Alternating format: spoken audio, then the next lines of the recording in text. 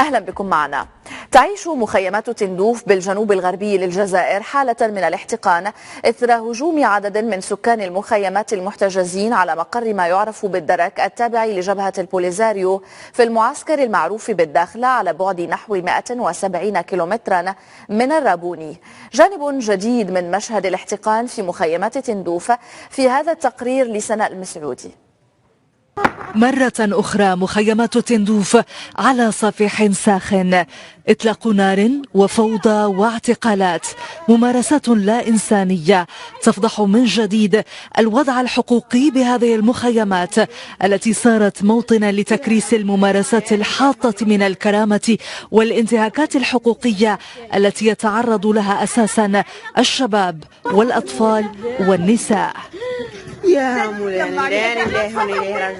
ضمن الضحايا هذه المرة ابنة الراحل سالم ولد أحمد الحيمر التي تعرضت للضرب والتنكيل بعقر دار عائلتها على يد عناصر ما يسمى بدرك البوليساريو عند المخيم المسمى بالداخلة على بعد 170 كيلومترا جنوب مخيم الرابوني، سجن أبو غريب الذي اخترعته الجزائر بتندوف.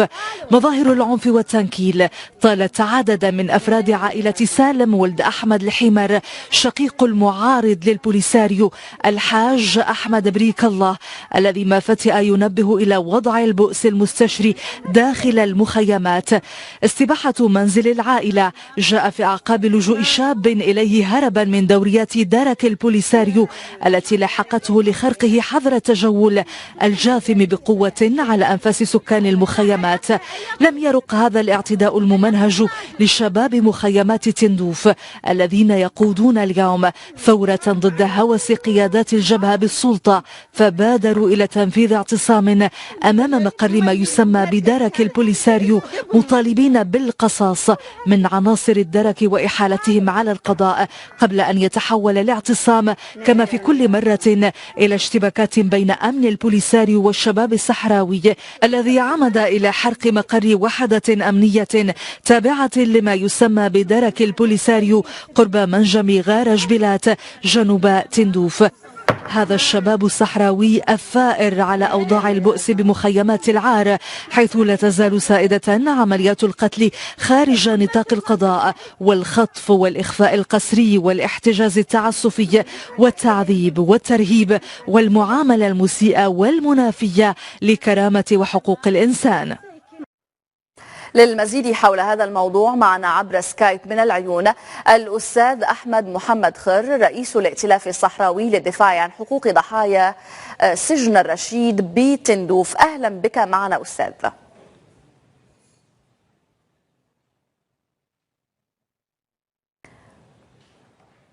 إذا سنعيد الاتصال بالأستاذ لاحقا.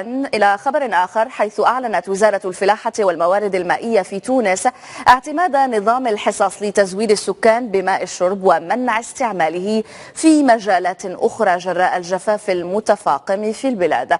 هذا وتعيش تونس نقصا حادا في الماء بعد أن تقلص منسوب السدود إلى الربع بسبب نقص التساقطات المطرية المستمر ل4 سنوات.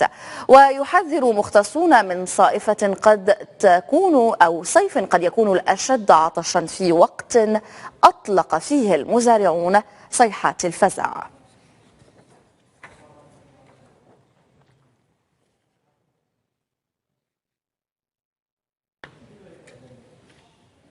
إذا سنعود إلى السيد أحمد محمد خر رئيس الائتلاف الصحراوي للدفاع عن حقوق ضحايا سجن الرشيد بتندوف، وهو معنا مباشرة من مدينة العيون. أهلا بك معنا.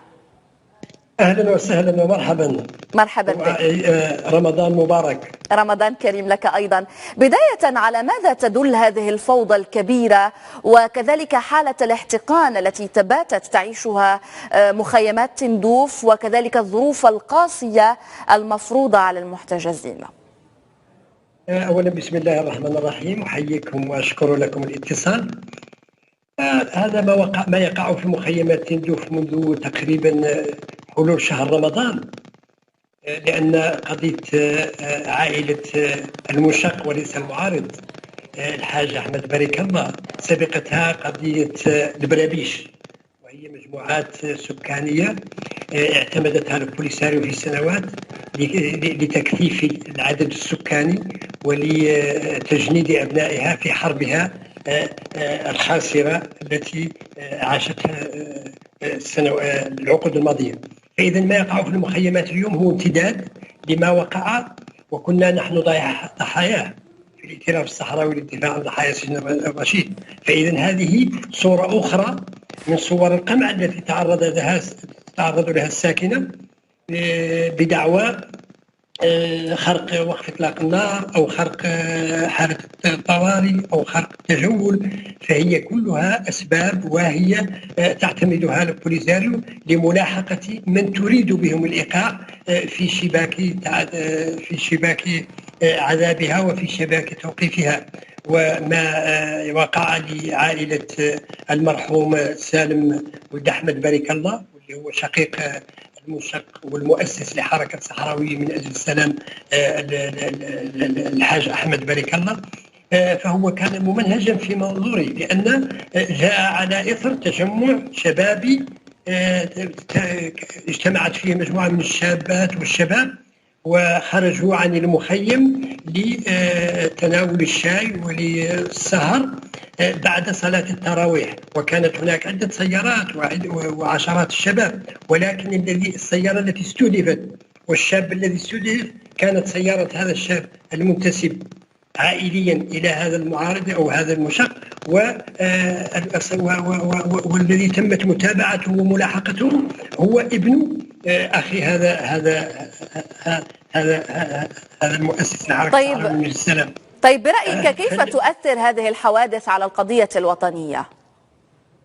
القضية الوطنية ليست قضية وطنية بالمفهوم اللي يعنينا، هي قضية وطنية بالمفهوم الجزائري، لأن البوليساريو والجزائر ما يسوقون له هو عكس ما يمارسونه. يدعون من خلال شعارات وتسويق ترهات لساكنة تلك المخيمات أنهم يبحثون لهم عن الاستقلال وقيام دولة سميت في الرابوني، وما تسمية تلك المخيمات إلا نسخ لتسمية مدن فعلية هو موجودة فيها المغرب منذ استرجاعها ومنذ تصفية الاستعمار التي وقعت بينه وبين إسبانيا سنة 1975. فإذا القضية الوطنية الحديث عنها ما هو أكثر من كون تضليل. هناك قضية جزائرية جندت لها مجموعة من المرتزقة، وأؤكد أول عملية نجحوا فيها وقاموا بها هو الانقلاب على شرعية الثورة لما اغتالوا الولي في عملية الواكشوط وهو مفجر الثورة، وزجوا بنا نحن تحت تسميات عدة واتهامات عدة، منها خيانة وعمالة للمغرب وانتماء قبلي وكذا وكذا. واضح. رئيس الائتلاف الصحراوي للدفاع عن حقوق ضحايا السجن الرشيد بتندوف أحمد محمد خور، كنت معنا مباشرة من العيون، شكرا لك.